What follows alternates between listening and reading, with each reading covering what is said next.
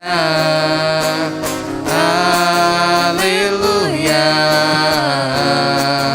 aleluia, aleluia,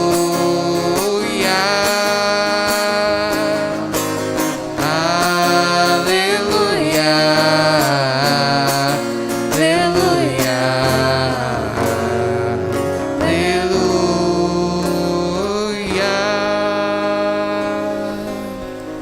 O Senhor esteja convosco. Ele está no meio de nós.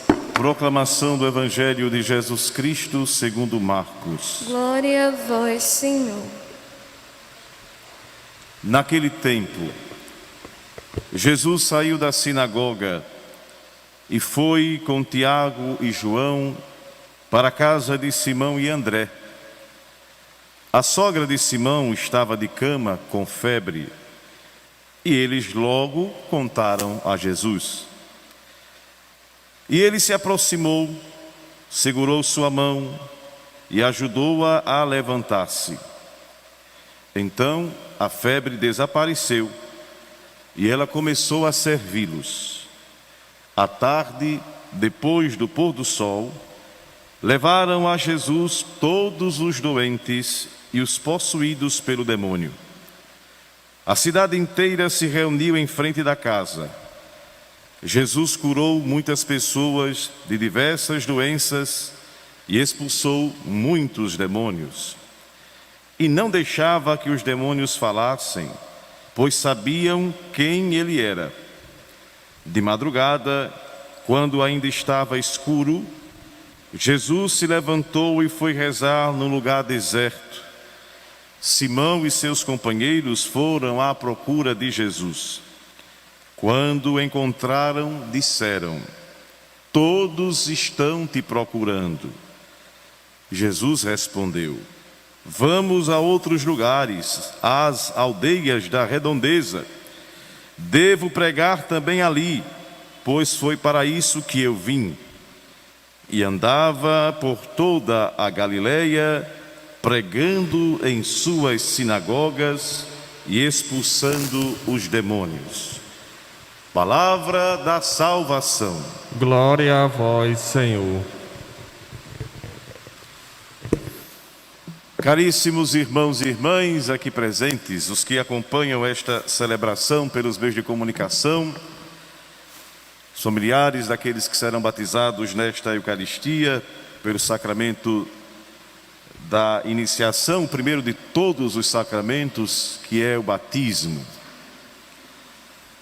Hoje a liturgia da palavra nos faz uma grande reflexão e nos traz uma grande reflexão sobre uma das situações limites da nossa vida, principalmente o Evangelho, nesta relação da cura da sogra de Pedro e depois de toda a ação que Cristo fez em relação às pessoas que ali o procuravam.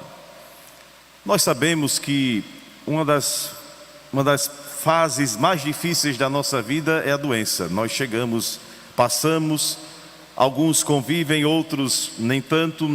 O que nós podemos dizer é que um dia ou outro a gente vai passar por alguma enfermidade. Em outras oportunidades aqui, eu já falei inclusive que as curas, elas podem ser simplesmente curas, mas podem ser milagres quando a gente transforma o coração. Quando a gente aproveita até mesmo da dor para aprender e do sofrimento para ganhar um caminho de esperança e de misericórdia.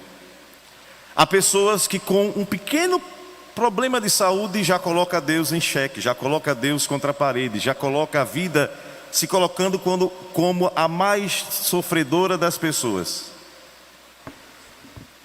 E por outro lado, tem tanta gente que sofre tanto, mas não reclama de Deus, porque aprendeu que mesmo com a dor, Deus ensina. Mas padre, como é que Deus ensina com a dor? Ele nos ensinou com a dor da cruz que o maior amor é doação total da vida.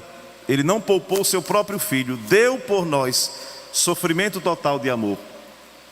Às vezes a gente quer ser melhor do que Cristo, maior do que Deus e não quer sofrer. Não que a gente vá em busca do sofrimento. O sofrimento, por essência, não vem de Deus, mas somente Ele pode transformar o que é sofrimento em esperança. Há aqueles que aprendem com a dor e há aqueles que triplicam a dor e sofrem muito mais. Tem aqueles que sofrem porque realmente a fase é de dor e dificuldade.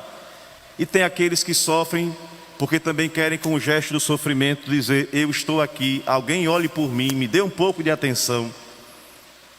No entanto, nós cristãos devemos aprender que mesmo a doença e o sofrimento são canais da gente aprender com os sinais de Deus.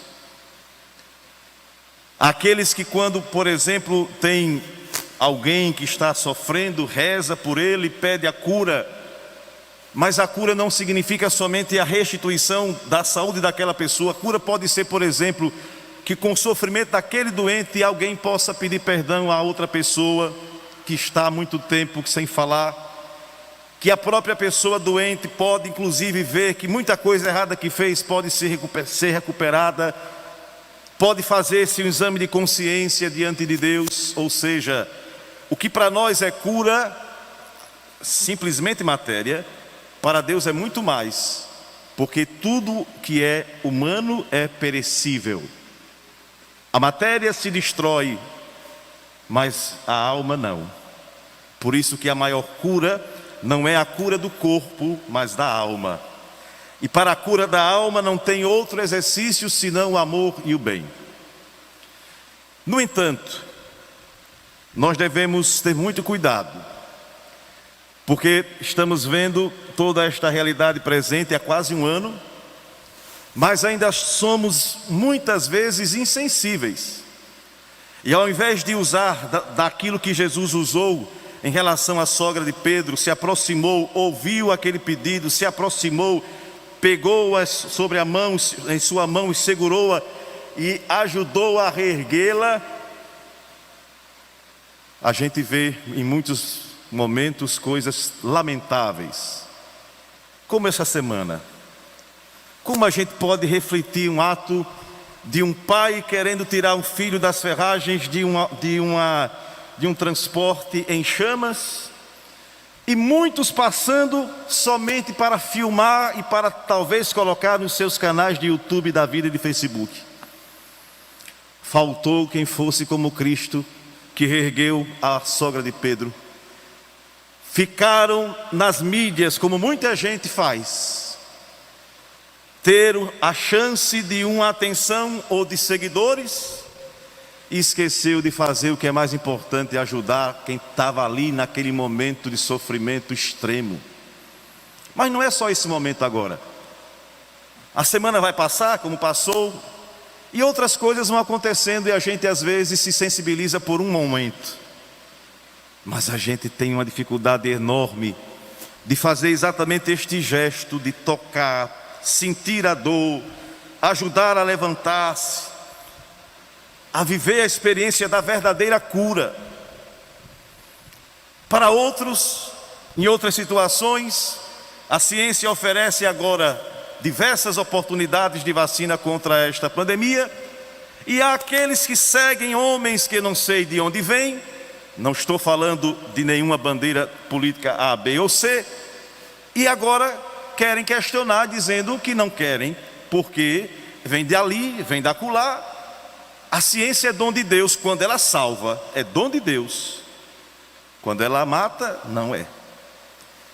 Agora a gente tem a oportunidade de dar uma resposta a essa situação de calamidade, e tem muita gente que se acha Deus em dizer: não, Deus está cuidando de mim. Claro, Deus cuida de mim, evidentemente, mas Deus deu razão, Deus deu pensamento, Deus deu a ciência. E aí a gente vai estar ocupando Deus e dizer: não, eu não vou usar máscara porque eu sou fiel e crente que Deus cuida de mim. Claro, mas você está cuidando do outro? Você está cuidando de sua mãe? Você está cuidando do seu irmão? Você está cuidando daqueles que são mais sensíveis? Não devemos pensar só em nós. É por isso que o mundo está em situação tão difícil, porque infelizmente continuamos pensando só em nós.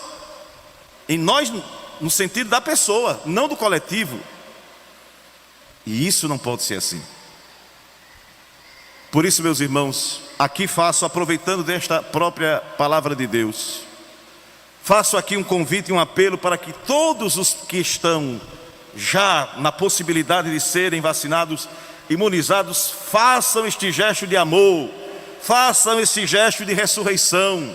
É dom de Deus, é para salvar e reerguer, e para dar possibilidade de que tenhamos mais dignidade de vida. E para aqueles que querem ser mais do que Deus, simplesmente a minha atitude de misericórdia, porque todos aqueles que querem ser mais do que Deus se perdem na história, desde homens públicos a religiosos. Qualquer pessoa que se coloca acima de Deus e coloca Deus como atitude de barganha ou de coisas, perde no caminho, se perde no caminho. Por isso que esta celebração de hoje seja um grande sinal para nós, para que possamos nos apoiar em Deus e não em quem somente fala em Deus. Tenhamos cuidado. Tem muita gente que segue os que comentam o que Deus falou e às vezes deturpa o que Deus faz. Vamos às fontes, sigamos a Deus, deixemos de olhar os homens como se fossem os perfeitíssimos. Todos nós erramos. Ele é o Senhor da história, é o médico dos médicos, é o dono da ciência, é quem nos resgata pela mão, assim como fez com a sogra de Pedro.